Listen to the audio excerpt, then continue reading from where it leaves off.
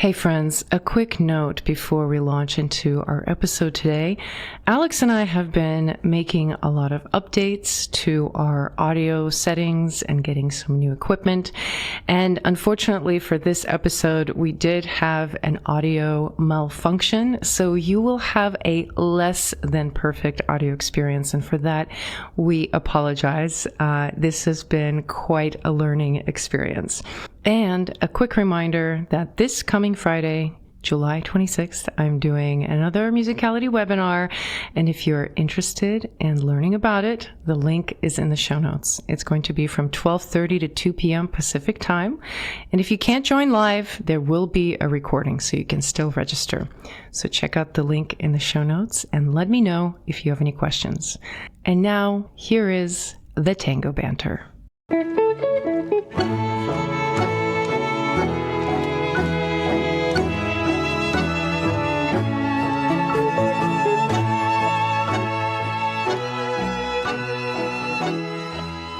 So, first I wanted to refresh my memory about how you got into tango, because my memory from our conversation is that during COVID, you were very, very impacted by the social isolation that we had to all experience. Yeah. And somehow that led to you trying tango. Yeah. So fill in the gap for me there. Okay. Yeah. I was living in Massachusetts at the time, and we moved at the beginning of COVID from Cambridge, Massachusetts to a town out in the woods. And then the doors closed and we were isolated in isolation, in a very kind of remote place. That's also kind of a very New England-y kind of, what do you call it when there's like a town where like you kind of have to like work your way in through several generations kind of thing. Like it was just insular. Yeah. Yeah. And so I was at the point in my life also where both my daughters were out of high school and moving on with their life. So some empty nest kind of come together. And also, in full honesty, I was going through the beginning stages of my menopause, which is like a big hormonal event. And I was feeling my feelings a lot. And so with the uncertainty of the pandemic and all of we forget now, but there was a time where it was like, we didn't know how long it was going to go on. It's terrifying. And they're coming out with the new vaccines, and like some people are really for it and some are against it. And you just kind of don't know what's real. And whether we were going to like forever lose the ability to be around other people. Like I had that question in the middle of it when it got really dark. I was like, are we even going to feel safe afterwards to be around each other? Am I going to feel safe hugging someone from now on? Right. Yeah. And after, a year or two of the elbow bump and masking all the time, and I'm kind of a sensitive, emotional, slightly neurotic person to begin with. So I just got really wound up and then ended up in 6 months of just could not stop crying. Really? And I wasn't sleeping well. I wasn't eating well. I was just like not doing well. And I would like call up friends and family and just talk for hours and cry. And then finally, one of my friends told me about a podcast, and it was an interview with this guy, Bessel van der Kolk, the guy who wrote the book, The Body Keeps the Score. That's right.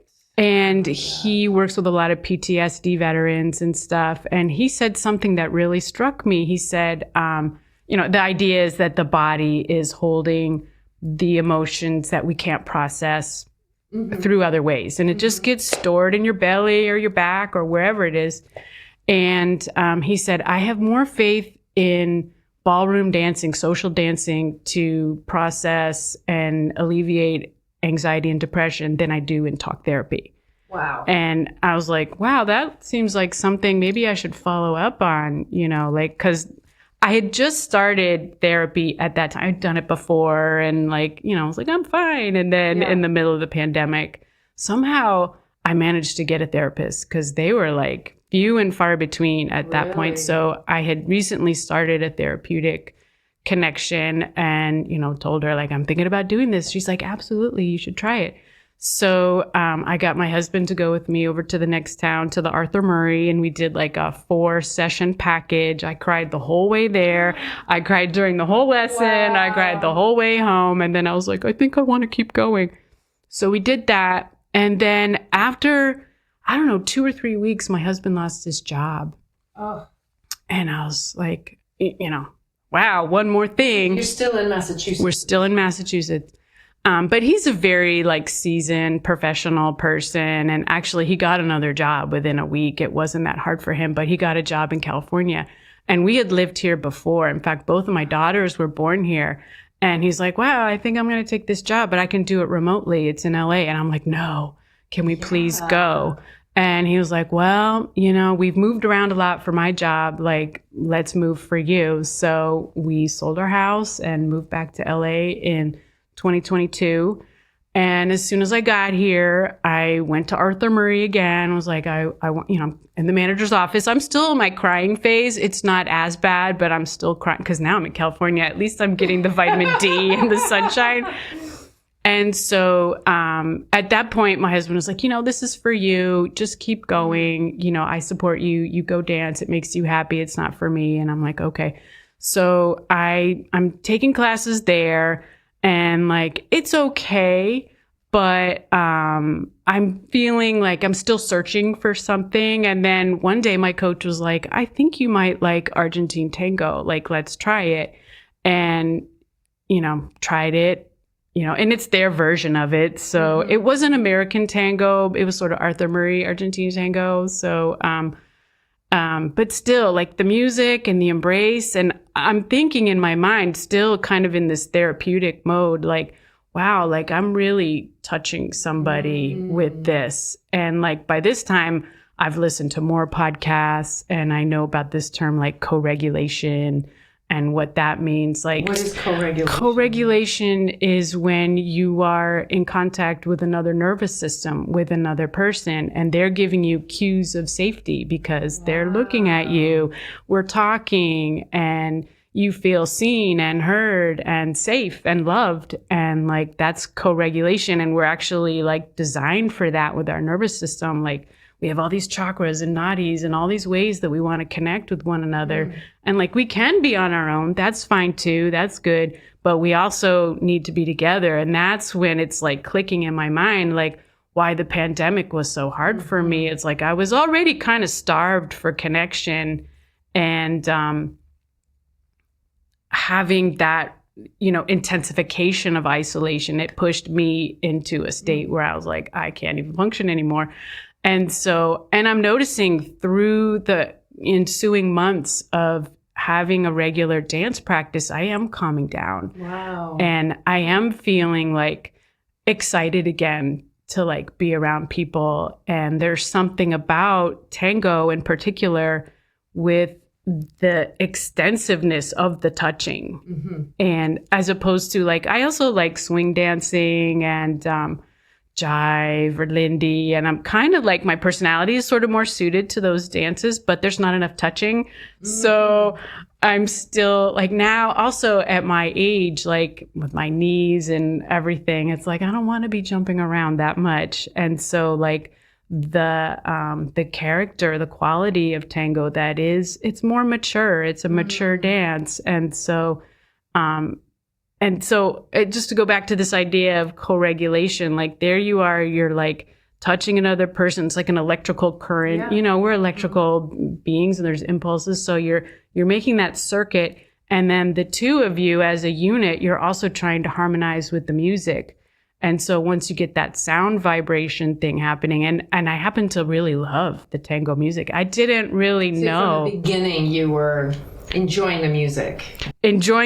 Yeah. I know for some people it's what's that? Although I have to say, when I first heard the milonga music, I was like, this sounds like crazy cartoon music. How can people dance to that? Crazy cartoon music. That's a good way of describing it. But now I love it because it is kind of scratching that sort of swing itch that I have. So it's I just love all of the different faces of tango. It's not just sort of one frequency. There's different levels to it. Yeah, and there's one other thing I wanted to mention. Like tango is just like out there. Like it's like opera. Like maybe you've never seen an opera, but you know what it is. Like I always knew what it was, but I never felt any magnet towards it. How did you know what it was? Like, what was it in your mind? Did you have some sort of concrete visual reference or story or something? Yeah, my first memory of it was like, I think I was living somewhere on the East Coast and taking the train, and they had a commercial, like they had those little posters for like Forever Tango or one of these like Broadway shows or something like that. And they were maybe on TV, I saw something. And I remember it was just like neutral. It was like I wasn't against it. I wasn't for it. It was just like, you know, how things just pass in front of your eyes. And, you know, and I look back at that now. I'm like, how could I not have like felt any like draw to it? And this is where like maybe the conversation goes super weird. But I just feel like I want to like say it to somebody at least. During the whole time we lived in Massachusetts, and even before, I was involved in Tibetan Buddhism, and I'm not formally involved with it anymore. But for a long time, at least a good 4 or 5 years, I did this one practice of a wrathful deity, Vajrakulaya, who is shown with consort. And I don't know if you're familiar with any of that kind of Tibetan imagery. I look at that now, I'm like, well, it looks like they're doing tango to me. Oh, yeah. I mean, there's like a leg wrap or a gancho thing happening, and there's this embrace. And also like, so I did that practice for like 4.5, maybe 5 years. We went to Nepal and did like a 3-week intensive retreat on it. Like I really like was in it. And the interesting thing to me is like you visualize yourself as the deity and the consort, whether you're male or female practitioner, you take both views.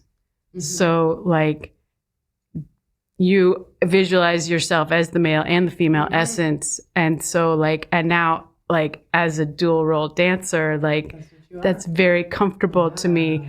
And so I feel like there's something there also in the like the fierceness of tango and like the fierce compassion of that deity that feels like, because like I ended my practice like around that time I was having my mental breakdown. I was doing a different practice at the time that was definitely getting me super wound up. And I was also like having issues with my teacher and with my Sangha, with my community. It was the right time for me to make a break and stuff like that.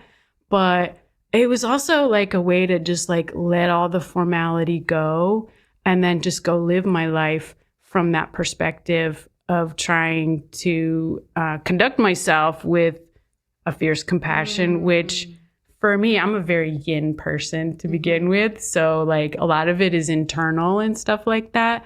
But I do feel like tango is a way for me to like observe it in other people. When I see people out on the dance floor and when they're going at it, to me, they look like the deity. Like they're like expressing something almost superhuman. Like, and I just feel like there's just something remarkable that like tango kind of evolved syncretically, organically from human experience and energy and emotion. And I don't know, it's holding something. And then I feel like in other traditions, you see that the same thing in other places. And so for me, I feel like having done that practice and then also like having been a mother and like, just like being that close to somebody and having a fierce love for somebody. Like until I had kind of gone through those gates, I don't think that I was ready to really see tango for what it was. And that's why in the past I've been exposed to it, but nothing ever, I had to unlock some things. Yeah, it does seem like historically, this has been said by many people that tango draws a more mature person, somebody who's lived through some stuff, because it requires a certain level of patience that when we're young, we just don't have that that attention span. It's got to be quick. It's got to be right now. We need to either get it or move on.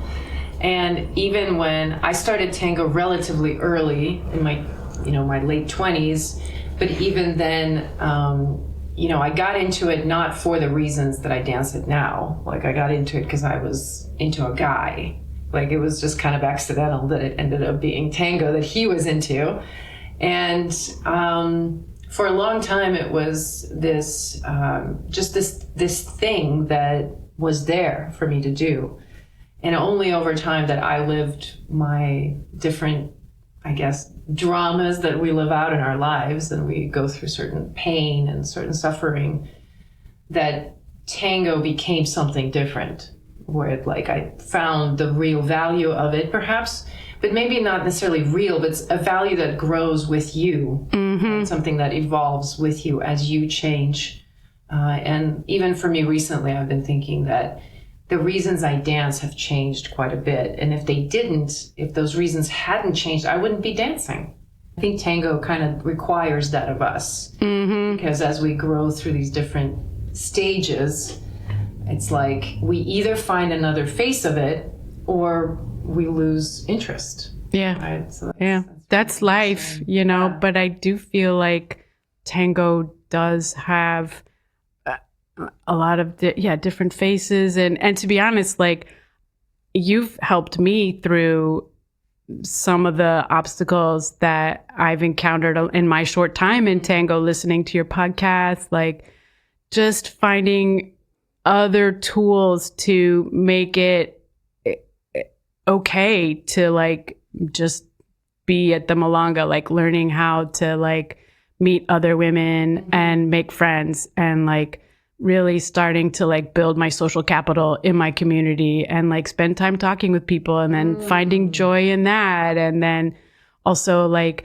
learning the different orchestras and stuff. Like if I'm not dancing and nobody wants to dance with me, I'm like Shazamming. I'm doing the research, and now I really like to geek out on the music stuff. It's fun. It is fun, and it's like, because there's I'm not just there to like get my exercise and 300 calories or whatever it is. Like, there has to be a mental stimulation for me as well, and like definitely like the history and the orchestras and stuff is like super interesting to me now. And like, I don't consider myself to be a very like auditorily sophisticated person. I always thought I was more kind of a visual kinesthetic person, but now I'm realizing, like, because you said like you have the skills, you have ears, all you have to do is just kind of train in it. And it's like that with like tango gives you so many opportunities to just like look at yourself and like see where you're at. And then because it's happening everywhere, like you can always practice a little bit more, and chunking it into those different parts has been helpful for me too, to like be like, okay, well, if there's no one to dance with, I can talk to this person, or and you can always find something to say, like, oh, what milongas do you like to go to, or something. The other day somebody messaged me and they're like, can you do an episode on what to talk about between songs? Because there's some things I just don't want to. Weird, right? It's weird. I hate it when people say, "What's new?" I'm like, oh my god, where to start? Like that's not really something I can work with. Or like, who's your teacher? Also feels kind of loaded. Do you get that a lot? Who's your teacher? Not a lot, but I have. Yeah, I heard like some things that people might feel is offensive is to ask how long you've been dancing. How long have you been dancing? It's a little bit offensive. I kind of feel that some of the best tango dancers are people who either come from a very brainy kind of side of things, like engineers who love puzzles and they just kind of love to see things come together. Or it's people who have some sort of practice outside of dance that is more spiritually driven. For me, it was yoga. And I got into a little bit of Tibetan Buddhism through yoga. So Chen was kind of like my area that I really geeked out on. And what my fascination was when I was at that time, I was a yoga teacher, I was a practicing artist in Dallas, and my work as an artist was all about spirals. I just was obsessed with this concept of the spiral. I was before tango. I Interesting. didn't know anything about tango. But I was observing, everything in nature is spiralic. There's all these really esoteric spiritual texts about the spiral and the labyrinth. There's a lot of artists who explored the idea of the spiral. So I was like doing all these spiralic things and then thinking about the Sufi dance. Oh, Sufi. Sufis. Yeah. This idea of like, we're always circling around a center as a species. There's always this like, we're going to get together and there's going to be something in the center. Maybe it's a fire, maybe it's empty, but then we're just going to dance around in a circle. Right. And that's always with us. And it's weaving itself through different spiritual practices, different dance forms. And so for me, when I got into tango and when I started really delving into the leading part of it and teaching it more and really grasping the geometry, it's all of a sudden I was like, oh my God, it's the same thing. It is spiral. And it's that hypnotic thing about walking in a circle with another person, with a bunch of other people, that then you can do it for 5 hours and feel like no time has passed. right. It unlocks something. Yeah. That's very cool. Now, I'm really curious about that time that you said you couldn't stop crying when you first went. And you said you had all these emotions. And I'm like, if you were to describe what you were feeling, was it tragic? Was it sad? Were you like experiencing sort of a new dimension of love? Or like, what were the emotions? I think a lot of it was grief. Grief. Yeah. Just for the time that you've lost during COVID, or more meta, like more about your life? think it was somewhat all of the above. I think it was, I really felt, I think, kind of apocalyptic during COVID times. I was like, this is it, and I'm not ready. Some of those feelings of like, impending doom, paranoia, some of those feelings. And also like, for the age that I am, it's like the years just start clipping by and you're like, how did I get to be this old? And, I think there was some sense of like, I didn't do all the things that I wanted to do. But I wasn't sure what they were. But then when I went deep inside myself, it was to dance more. I've always loved dancing, but just with friends, we go out to the club. Dancing growing up? Were you aware of like that interest in you? Articulated? Not really. I think when I was growing up, I was sort of more interested. Definitely when I was young, I was interested in gymnastics and doing that kind of thing. And then I did go through a yoga phase, but I wasn't really into it. It was just like it was what was there. And I felt there was something there, but I didn't quite connect with it somehow. Probably because I didn't have the right teacher. Like I really think like a lot of times a teacher can really make the difference. A friend of mine, when I was a new mom, was a belly dancer, and she did some belly dancing classes with us and our babies when we were all new moms and stuff. And that was the first time I really remember like spending some time learning a dance. And she was a great teacher, great dancer, and just really encouraged us to like dance from our heart. And so like that got dialed in there. But then, when you're a mom, like your time, you gotta go do the thing. And then we kept moving a lot. So I kept kind of like losing community and having to rebuild it and find the ground again. Like, what am I doing? And somewhere around that time is when I got involved with Tibetan Buddhism, because it's like, well, this I can always do on my own and at my pace. And, but it's funny because I also notice a lot of similarities between the experience of being in that community and like a tango community, because the same drama, isn't It's it? the same dramas. And like the teachers come in from out of town. The Rinpoche's coming. He's amazing. You have to have this teaching. You got to go. The maestro.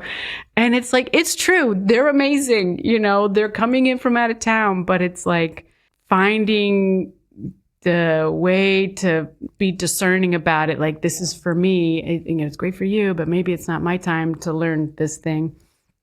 And then this whole idea of like, this like complete cultural kind of aspect to it. Like tango has, you know, a lot of very strong, like the milonga is this way and we have the tandas and we use the kapa. There's a lot of cultural etiquette and there's a certain outfit that you should be wearing. And the music is very like a contained thing. And when you really get into a spiritual community, it can be the same way. Like the temple is decorated a certain way and we have the special food and it's in another language. And like, you need to kind of learn these things and adapt. And like, there's an escape quality to that from like kind of the flatness of American life and American culture. Like I can see why, like, there's a ceremony to it. There's ceremony, the ritual and stuff. For, the capaceo, and it can be so tedious. People get really upset about having to follow the etiquette. Yeah. And it's not easy sometimes. It's like gets in the way for sure. Yeah.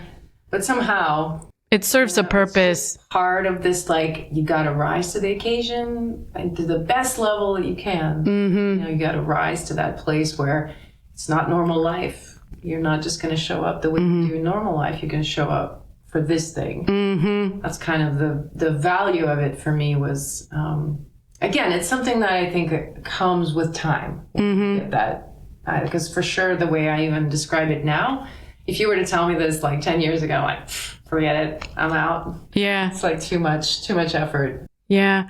Yeah. And I still struggle with that because like if I'm at home, I'll be like, yep, I'm ready to go to the milonga. And then I get there and I'm wearing what I feel comfortable in, but now I feel uncomfortable because I don't fit in. One of these things is not like the others. And then, it's still an ongoing struggle for me. Really? And it takes actually a lot of energy for me to like stay in my place of self-love to be like, but I think I look good, you know, this is me, you know. And that's what matters ultimately, that you need to believe that. Mm-hmm. Yeah. Because the reality is, no matter how many other people believe you look good, it's never enough. That's the addiction. Exactly. You always want everyone. If you want anybody else outside of you, you'll want all of them. Mm-hmm. It's like, so it's really about kind of having that self-awareness of your own self-worth. Yep. Yep. And sometimes in the cabaseo marketplace, it's hard to hang on to that feeling. These terms that you're using. Social capital, cabaseo marketplace. Yeah, I know. I love it. Oh, God. Because it is kind of like that. It definitely is. It's very much a game a lot of times. It's like this little game that you have to play. And you got to know the rules and got to use whatever you have at your disposal. Yeah, that part I definitely struggle with. And like I said, I'm using a lot of the tools that you talk about. And then also like I go with friends. Oh, and so, great. Like we have little chat groups and like, okay, we're all going to go to this one. So those emotions that you were feeling that first time when you just like couldn't stop crying, you were dancing and you're saying it was grief, like this grief for all the time that you've lost, maybe that feeling of like, my life is over. And I just found this, like, is that the emotion? Like, I found this now. I should have found this earlier. I do have that feeling, although my primary grief, I think, was going through the life passage of menopause. Because it's like, especially as a woman, it's like, it's sort of like the last major milestone, you know. And I heard a term recently, and I'm a term gal. I love like those kinds of things. I love it. Oh man, I wish I could remember. It's a German term and it's basically called, in English, it's closing gate anxiety. And it's from medieval times, like, you know, you were in the medieval village, the walls, and the gate is closing. And if you don't make it home in time for the gate closing, you'll be stuck outside all night and maybe bad guys or wolves or whatever will get to you. So there's this term. I should have looked it up before I came, but I didn't know how to talk about it. Oh my God, I love it. But it's, the anxiety of the closing gate, which is basically a fear of the aging process and, dying and all of the wonderful things in store for us. But, each year that passes, there's this sense of like, I'm getting closer to the gate closing, and so there was a lot of fear, I think, is also a big emotion that I was going through at the time. But it's something I talk about in therapy a lot. It's like, it's usually not one thing. It's like a whole bunch of things. And, you have to spend a lot of time unpacking, all the different facets of it. And, some of the story that, from childhood or wherever, or maybe it was just last week, that's contributing to the whirlpool of emotions and stuff. And, it also reminds me, like you were saying, how tango, attracts an engineering mind and stuff. Which I don't have. Like, I'm not really a counter. I'm not very good at puzzles and stuff.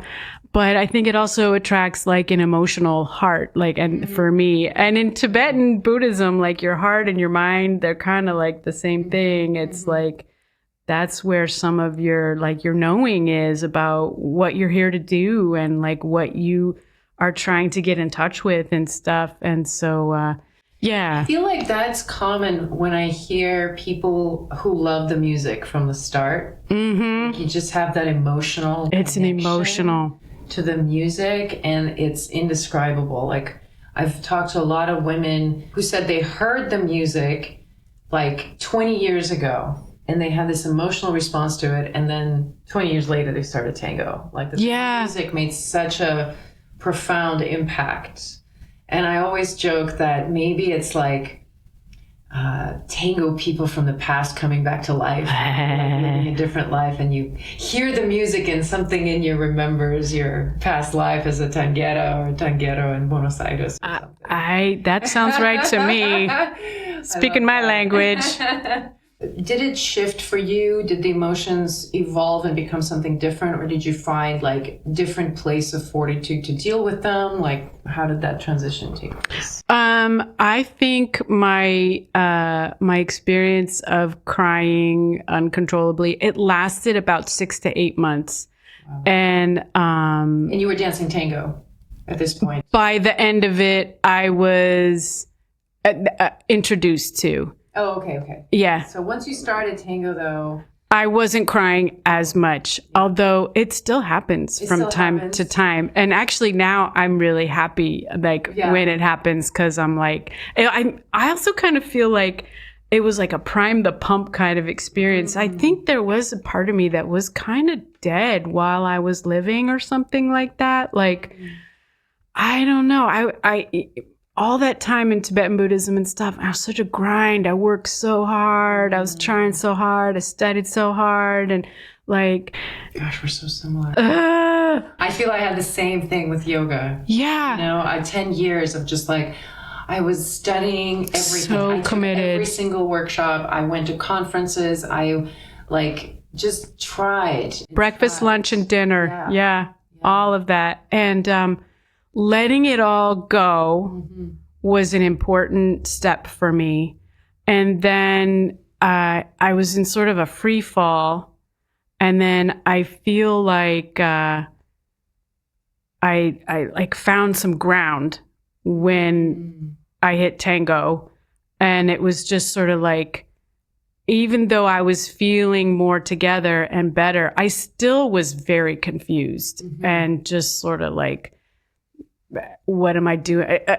And by that time I was working really hard not to get triggered by things. I was curating very carefully, like what I saw on TV. I didn't do any social media, like, cause I knew like I could get activated and get really emotional and start crying again. So like I was taking myself in my own hand and really like trying to, I don't have to do that anymore. Like it's not like I'm saved. She's all better. Like I still have stuff that I'm working on and I struggle with and stuff like that. But I feel like it was a necessary passage for me to go to in a way.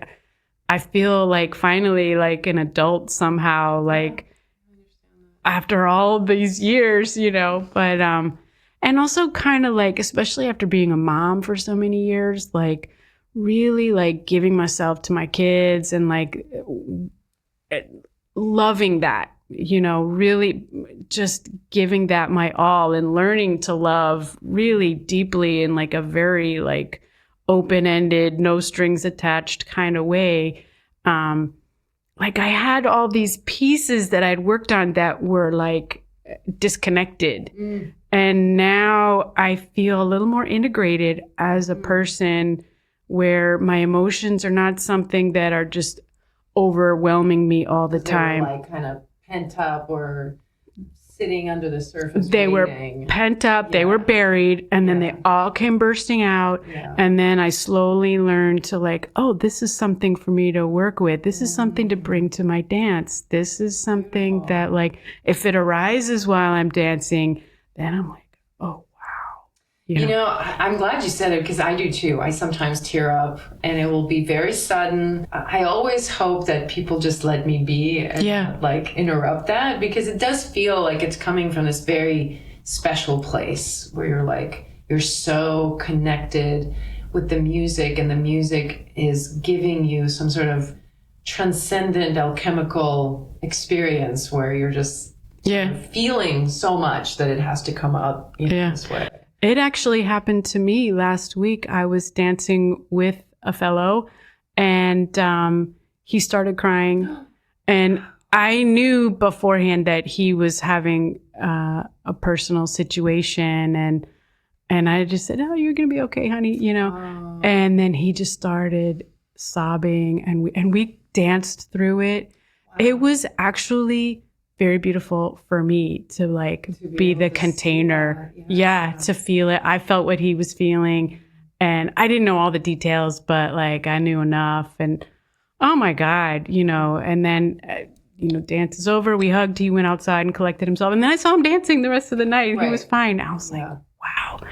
And that's really nice. I feel if we can go back to that statement you said that author made. Bessel van der Kolk. Yeah. Dance being so effective, and for tango specifically, there's something very healthy about the fact that you can go to that place for a brief moment and then you're done, and it's like it's not carrying on and on and on. Yeah, for you're me, it's really like, letting it happen. To talk about it, I don't need to clarify and explain why and go back and like articulate it all. My job is to feel it, let it be, move on with my life. Yeah, be present with it and acknowledge it for what it is. Like, wow, I'm a human being and I'm feeling some stuff. And I'm letting it happen. And like, it's a wave. It'll come, it'll go. And it's like so beautiful. Like, and it goes back to that whole thing of co-regulation. And like, we're just this incredibly sophisticated, like, accumulation of nerves and muscle and tissue and viscera and it's all coming together, and like somehow I feel like tango is almost like a technology or something to give you a chance to like move with it, process it a little bit, evolve, grow. I think about the skill sets that we develop as we learn to dance with a bunch of people in the room, like proprioception that we have and like how we navigate the space, and there's like all these physical things that take place for us to be able to dance. And I bet like it'll be interesting to see once we can scan our brains while we dance. It'll be interesting to see what's really going on. But it made me think of this thing I learned from a book on it was a book on skin, basically. Oh wow, love it. And this guy was talking about how we have all of these cells dedicated to touch, all these different kinds of cells. It's not like one cell that feels all the touch. It's like different cells dedicated to different kinds of touch, pressure, temperature, those kinds of things. And there's a particular cell, a particular sense in us where we can detect a caress. We're primed to feel it. If it's too light, we don't like it.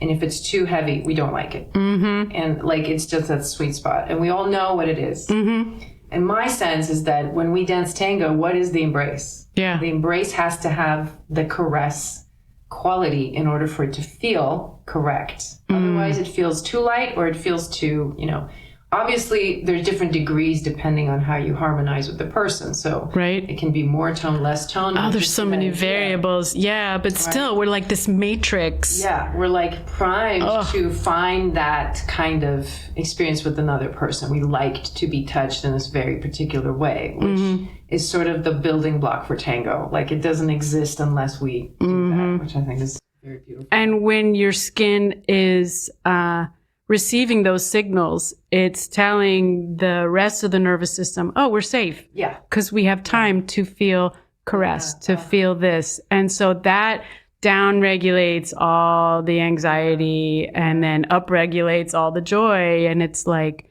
it's an amazing opportunity. And I just feel like more people should know about it. And I feel like science is actually like coming to the party, and especially with, I think I might have mentioned this to you, I'm interested in adaptive tango for people with Parkinson's and stuff.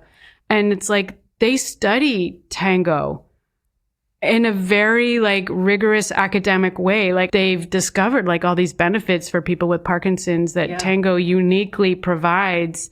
Not just like the ability to like slow the tremoring or to unfreeze the muscles, but like the community, getting out of your house and having a chance to go do something that's not just a doctor's appointment and stuff like that. So like, and it, again, it's just like, it's the whole picture of the tango, because tango has kind of like a structured environment. So once there's structure there, other people can kind of plug in and know where you stand. Exactly. It's replicatable and stuff like that. I was dancing with somebody yesterday who's brand new to the scene, and he was leading me, and he was commenting on how nervous he was. But after like a couple of songs, he was like, "Oh, I guess that's it. This is it, right? Yeah. Like, this is the scary part right now." I'm like, "Yeah, that's it. From here, it's just a matter of degrees. It's a matter of like how crowded the space is." And all of a sudden, there was this, just like a, okay, I can do this. Yeah. And I think that little moment of personal growth for anyone when it comes to like isolation from other people to now suddenly you're like, oh, I can be around other people. It's a huge evolutionary leap at this point, because there are many people who struggle, especially people of a certain impressionable age, younger people who went through COVID and actually, did not have the same history as we do, right? Like being older, I think we rebounded much easier out of COVID. Like that fear that I had about, oh, are we never going to touch again? Like, no, we went back to like, it was like, I don't even remember in my memory, like physically what it was like not to touch another person. Yeah. But for young people, I think it is the case that for a lot of them, they just sort of lost this ability to be okay in physical proximity, intimate proximity with other people. And it can be really difficult. And I'm curious for you, when you were making that transition, so you're going from this very isolated place and now you come into this structured, foreign, somewhat eclectic scene in tango. Like, I'm sure that was difficult on some levels. Did you find that you had to, I don't know, find some inner tricks and tools to like make it okay? And feel safe right away for you? Well, I think I do have a fair amount of social anxiety just baked into the cake anyways. So like, I can be gregarious and like kind of have like a mask of like, I'm okay. How are you? What's going on? But deep down, like if I'm in a certain kind of mood, I can feel very uncomfortable in a group, even if I know people. Right. So it's always kind of there. But honestly, I think the music helps. Back to the music. It's always back to the music. And then also like, even though like, I mean, I'll talk smack about the milongas all day long. These people, they're so rude. What do they know? But there's actually some incredibly beautiful people who sit off to the side and don't dance much. And they've been going to tango stuff for 20 years and stuff. And like, they've seen it all and everything. And like, every once in a while, I'll be lucky enough just to like get into a conversation with one of them. And I'll just realize like, oh my God, you know, this person, they're like practically like a Buddha sitting there, you know. And it's like, wow, you know, there's like the group collective experience at the Milonga, but it's made up of individuals. And like so many times I'll just generalize and be like, these people are monsters. It's very easy to do, especially in this age of social media. Yeah. Like there's me and then there's everybody else. I'm just going to other everybody. Yeah. And and then I wonder sometimes, especially like I still consider myself a beginner, but as a leader, like I dance a lot with beginners and stuff. And then sometimes I'll find myself being like, I don't want to cabeceo with that person. Like feeling the other side of the equation a little bit, like, actually my back kind of hurts. I don't want to dance. And then usually like I'm starting to notice like the flow of things at a Milonga, like there'll be a time when all the cabeceos are happening over there. I'm like, wow, I'm not part of it. And then all of a sudden the wave comes in and I'm dancing. I can't even sit down. I need to go to the bathroom, but okay, I'll keep dancing. And just kind of noticing how it's not static. It's not all one thing. And to just kind of get more into the spontaneous aspect of it. And another thing I learned from you is like keep moving around the room. Mm-hmm. Don't just nail yourself to your chair. Even though I always want to check in with my stuff and my phone, like that's my chair, but it goes better if I flush myself around. And you have so many good tips. Oh, I'm so glad that those were useful. It warms my heart to know that it's helped anyone. This has been amazing. And I just would love to close with this last question. And for those who might be dealing with similar feelings, you know, similar experiences to you, what advice would you give them about trying tango or any other movement? What would be the thing to get somebody? Yeah, give yourself a chance, you know, and then also like for me, like finding that I had dance in my heart, you know, I think that's really the activity, is to really figure out what is your heart telling you to do. And maybe it's, you know, swimming or doing art or something. Although I think doing something outside of your house, you know, where you're in contact with other people, I think is a good thing. But also, like, I would really say try dance, because I saw this other study that said that, and I mean, I saw it on a TikTok meme, so like, you know, with a grain of salt, but still, it said that they're finding that social dancing by itself is more effective than therapy and medication combined. Wow. So it's very, very powerful, and like, but it does take time to like, because you got to learn the vocabulary and you got to meet the people. So there's support. There's definitely support, and everyone else is feeling the same way as you. You know, I think that's always the reminder. Like, no matter how you feel, how intimidated, how scary, how like awkward and clumsy. Right. Like, I have two left feet. Everyone. Right. Everybody says that. I have two left feet. I've grown to say, well, tango is a dance for people with two left feet. Mm-hmm. Like, it literally is. Like, I make sure to mention it. Anybody who doesn't dance, I always say, like, most people who dance tango have never danced before. Yeah. That's the case. Like, there's very few people who come into tango who have some sort of dance training behind them. Yeah. But most people who come are just we're all broke down people just trying to like keep it together and figure it out, find some joy. Yeah. Well, thank you so much for sharing thank you so generously. That was really, really fun.